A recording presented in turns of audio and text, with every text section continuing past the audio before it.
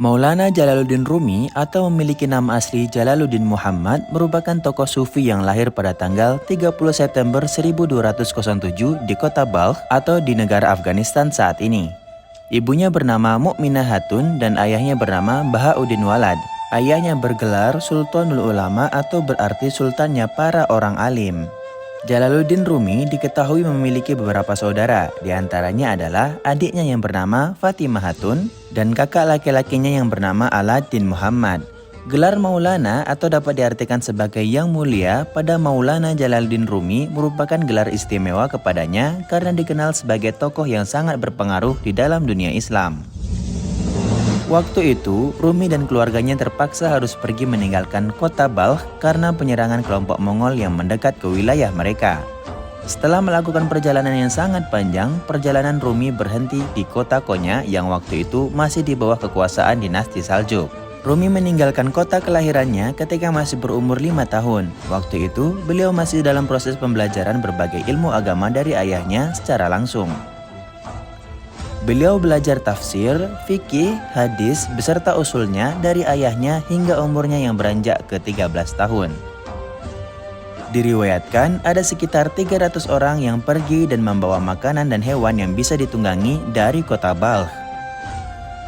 Di dalam perjalanannya, ketika melewati wilayah Nisaburi, Iran, seorang sufi besar bernama Fariduddin Attar pernah berkata kepada Bahauddin Walad, "Rumi akan menjadi orang yang membakar hati para pecinta."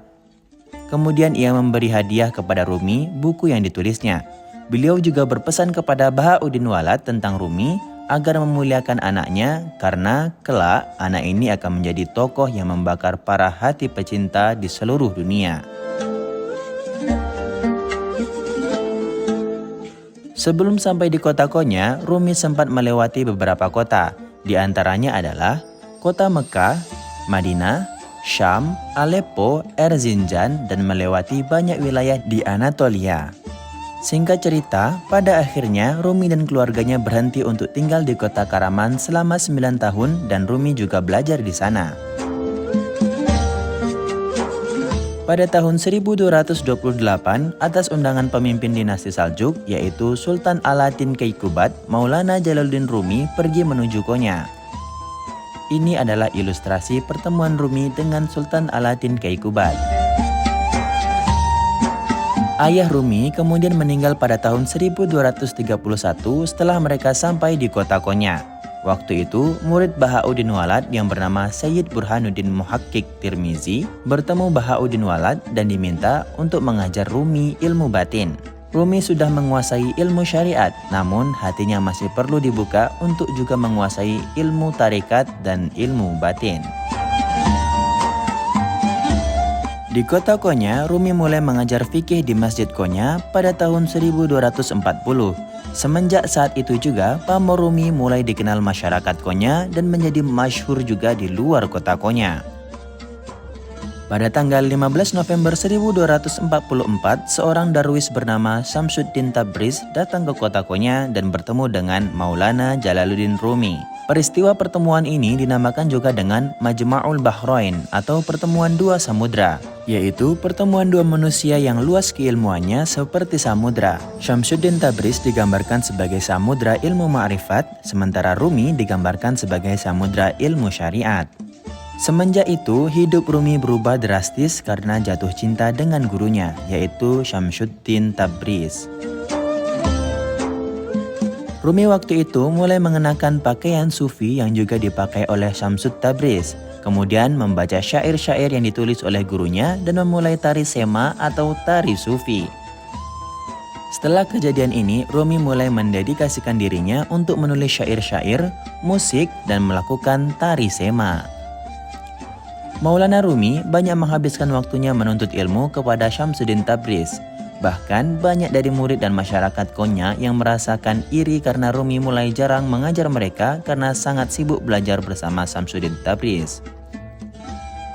Mereka kemudian mulai mengeluhkan perilaku Rumi dan karena merasa tidak enak dengan keadaan ini, guru Rumi, Syamsuddin Tabriz, meninggalkan kota Konya demi kenyamanan masyarakat Konya. Kepergian gurunya ini membuat Rumi menjadi sangat sedih.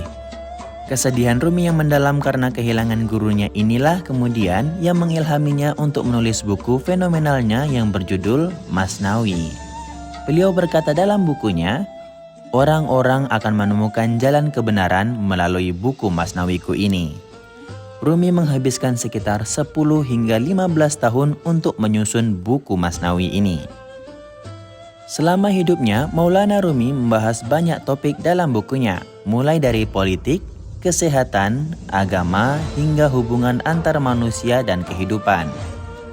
Semua terkumpul dalam karyanya yang bernama Masnawi yang ditulis dalam 6 jilid dan terdiri dari 26.000 bait. Rumi pernah berkata, setelah kami, Masnawi akan menjadi syekh. Ia akan menunjukkan jalan kepada mereka yang mencari buku ini, menuntun mereka dan juga memimpin mereka.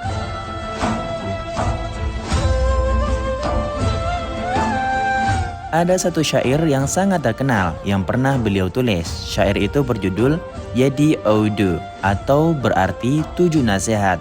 Bait syair itu berbunyi, pertama, jadilah seperti arus air dalam kedermawanan dan memberi bantuan. Kedua, jadilah seperti matahari dalam kelembutan dan belas kasihan. Ketiga, jadilah seperti malam dalam menutupi kekurangan orang lain. Keempat, jadilah seperti orang mati ketika marah dan emosi. Kelima, jadilah seperti bumi dalam sikap rendah hati. Keenam, jadilah seperti laut dalam bertoleransi. Ketujuh, jadilah dirimu apa adanya atau jadilah seperti penampilanmu. Rumi kemudian meninggal dunia pada hari Minggu 17 Desember 1273 di umurnya yang ke-68. Malam kematiannya dinamakan dengan Malam Sebi Arus yang memiliki arti malam pengantin, yaitu malam bertemunya dua kekasih yang saling mencintai. Bagi Rumi, kematian adalah pertemuannya dengan sang kekasih, yaitu Allah Subhanahu wa Ta'ala. Beliau kemudian dimakamkan di kota Konya. Rumi sampai saat ini dikenal sebagai seorang penyair dari Persia, ahli fikih Hanafi, cendekiawan Muslim, dan seorang ahli sufi. Doktrin utama Rumi adalah mengajarkan toleransi tanpa batas, penalaran yang positif, dan berbuat segala kebaikan melalui konsep cinta. Dari istri pertama Rumi yang bernama Geuher Hatun, beliau memiliki 2 anak. Setelah kematian istri pertamanya, Rumi menikah lagi dengan seorang perempuan bernama Kira Hatun dan memiliki 1 anak laki-laki dan 1 anak perempuan. Dan hingga saat ini, cicit dari Maulana Rumi masih bisa ditemui. Sebelum kematian Maulana Jalaluddin Rumi, beliau pernah berkata, setelah kami mati, jangan kalian mencari kuburan kami, karena kuburan kami berada di hati para orang yang arif. Beliau juga berkata, jikalau aku mati, jangan katakan aku sudah mati, karena hakikatnya aku sudah mati, sahabatku yang mengambilku, ialah yang membawaku. Terima kasih teman-teman semua yang sudah menonton video ini, semoga bermanfaat. Jangan lupa untuk subscribe dan klik like. Sampai jumpa di video-video bermanfaat lainnya. Assalamualaikum warahmatullahi wabarakatuh.